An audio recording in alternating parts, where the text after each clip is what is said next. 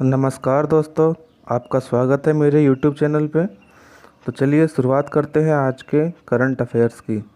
संस्कृत का एकमात्र दैनिक समाचार पत्र कौन सा है? दैनिक नवज्योति, हरिभूमि, सुधर्मा या फिर दैनिक प्रयुक्ति? तो इसका सही जवाब है सुधर्मा। यह न्यूज़ में इसलिए है क्योंकि दुनिया के एकमात्र संस्कृत के दैनिक समाचार पत्र सुधर्मा के संपादक केवी संपत कुमार जी का निधन हो गया है और उन्हें 2020 में पद्मश्री पुरस्कार भी मिला था। डिजिटल इंडिया को कितने साल हो गए हैं? 6, 5, 7 या फिर 3? इसका सही जवाब है 6 साल।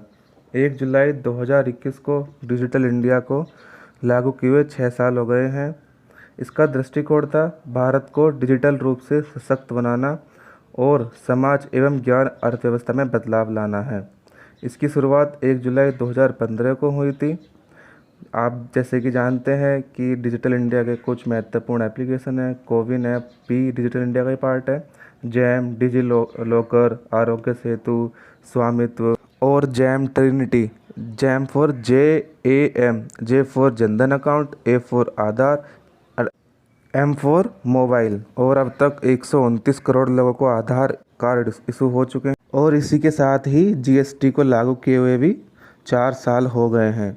और GST के बारे में तो आप सभी जानते हैं कि ये टैक्स रेट में पारदर्शिता लाने के लिए लागू किया गया था। तो चलिए चलते हैं अगले प्रश्न पर। कैबिनेट ने कितने राज्यों में ऑप्टिकल फाइबर कनेक्टिविटी लगाने की मंजूरी दी है? 10, 15, 16 या फिर 20? तो इसका सही जवाब है 16। भारत नेट की संशोधित कार्यान्वयन रणनीति के अनुसार कैबिनेट ने देश के 16 राज्यों के सभी बसे गांवों में ऑप्टिकल फाइबर कनेक्टिविटी के साथ PPP मॉडल के माध्यम से मंजूरी दी है। PPP मॉडल होता है यानी कि पब्लिक प्राइवेट पार्टनरशिप। इसमें सार्वजनिक और जो प्राइवेट कंपनियां होती हैं वो दोनों साथ मिलकर काम करती हैं। तो चलते हैं अगले प्रश्न पर। कुडनकुलम परमाणु ऊर्जा संयंत्र कौन से राज्य में स्थित है? कर्नाटक, तमिलनाडु, महाराष्ट्र या फिर आंध्र प्रदेश? तो इसका सही जवाब हो जाएगा तमिलनाडु। यह इसलिए न्यूज़ में है क्योंकि कुडनकुलम परमाणु ऊर्जा संयंत्र की यूनिट 5 के लिए निर्माण कार्य शुरू हो गया है और इसका परमाणु रिएक्टर रूस की कंपनी रोसाटॉम बनाएगी। तो चलिए अगले प्रश्न पर। वैश्विक साइबर सुरक्षा सूचकांक में भारत का कितना स्थान है?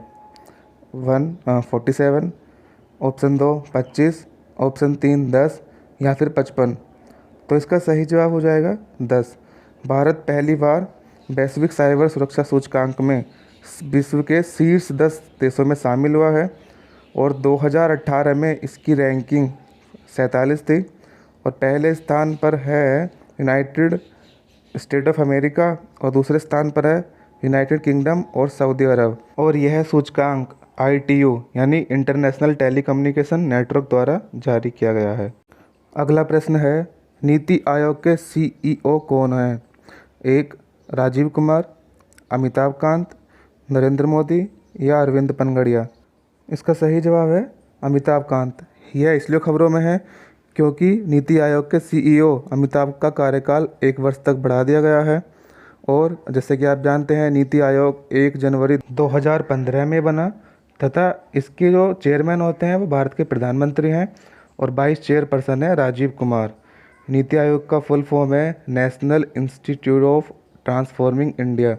यह भी कई बार एग्जाम में आ चुका है। राष्ट्रीय चिकित्सक दिवस यानी नेशनल डॉक्टर डे कब मनाया जाता है? 30 जून, 1 जुलाई, 5 जुलाई या फिर 1 अगस्त? तो इसका सही जवाब हो जाएगा 1 जुलाई। यह दिवस पश्चिम बंगाल के महान डॉक्टर और दूसरे chief minister doctor Bidhan Chandra राय की जयंती और पुण्यतिथि के सम्मान में मनाया जाता है। और 1 जुलाई को CA दिवस यानी चार्टर्ड अकाउंट दिवस भी मनाया जाता है और 1 जुलाई को SBI का 66वां फाउंडेशन दिवस भी था। चलिए चलते हैं अगले प्रश्न पर। Anomalies in law and justice के लेखक कौन है? ऑप्शन है तनुज कालिया, RV रविंद्रन, इंदु भान या S नरीमन? तो इसका सही जवाब है RV रविंद्रन। इनकी किताब का विमोचन चीफ जस्टिस ऑफ इंडिया ने किया है। अब आपको ये देखकर बताना है कि भारत के चीफ जस्टिस कौन हैं। तो चलिए चलते हैं अब स्पोर्ट्स की किस न्यूज़ पर। शतरंज में सबसे युवा ग्रैंड मास्टर कौन बने? आपके ऑप्शन है गुकेश डी, अभिमन्यु मिश्रा, या फिर रौनक साधवानी, या निहाल सरीन। तो इसका सही जवाब हो जाएगा अभिमन्यु मिश्रा। भारतीय मूल के भारतीय अमेरिकन अभिमन्यु मिश्रा शतरंज में सबसे युवा ग्रैंड मास्टर बन गए हैं। इन्होंने सरगेई कारजाकिन का 2002 में बनाया हुआ रिकॉर्ड तोड़ दिया था। उस समय सरगेई कारजाकिन 12 साल 7 महीने के थे और अभिमन्यु मिश्रा जो कि अभी सबसे युवा ग्रैंड मास्टर बने हैं, इनकी उम्र है 12 साल 4 महीने और 25 दिन। अगली न्यूज़ है कि अदिति ओलंपिक के लिए क्वालिफाई करने वाली भारत की पहली महिला गोल्फर बन गई हैं। इन्होंने विश्व रैंकिंग यानी 45वें स्थान पर क्वालिफाई किया है और ये अपने दूसरे ओलंपिक में खेलेंगी। जैसे कि आप सभी जानते हैं कि इस वर्ष ओलंपिक 23 जुलाई से 8 अगस्त 2021 तक खेले जाएंगे। अब आपको ये बताना है कि इस वर्ष ओलंपिक कहाँ हो रहे हैं। दोस्तों, ये चीज़ याद रखना है कि ओलंपिक के बाद इसके जो करंट अफेयर्स हैं ये आपके लिए बहुत ज़्यादा महत्वपूर्ण बन जाते हैं, क्योंकि ओलंपिक जैसे कि आप सभी जानते हैं कि 4 साल में एक बार होते हैं, तो इससे क्वेश्चन हर एग्ज़ाम में आने के बहुत चांसेस हैं। तो चलिए अब बात करते हैं कुछ कंपनियों के उनमें निवेश की और उनके कोलैबोरेशन की। एनएक्सपी और जियो प्लेटफॉर्म ने कोलैबोरेशन यानी गठबंधन की घोषणा की है। एनएक्सपी एक सेमीकंडक्टर कंपनी है और जियो प्लेटफॉर्म तो आप जानते ही हैं कि ये रिलायंस इंडस्ट्रीज लिमिटेड की सहायक कंपनी है। इन दोनों ने 5G नेटवर्क के लिए समझौता किया है। तो चलिए चलते हैं अगली न्यूज़ पर। भारतीय समूह करेगा वनवेव में $500 मिलियन का निवेश।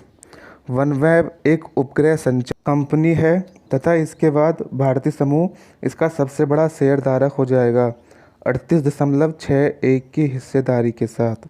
एयरटेल सिम भारतीय ग्रुप वालों का है। वीडियो को अंत तक देखने के लिए आपका बहुत बहुत धन्यवाद। अगर आपने मेरे चैनल को अभी तक सब्सक्राइब नहीं किया है तो सब्सक्राइब ज़रूर करें और बेल आइकन को दबाना ना भूलें, जिससे रोज़ की वीडियो की मेरी नोटिफिकेशन आप तक पहुंचती रहे।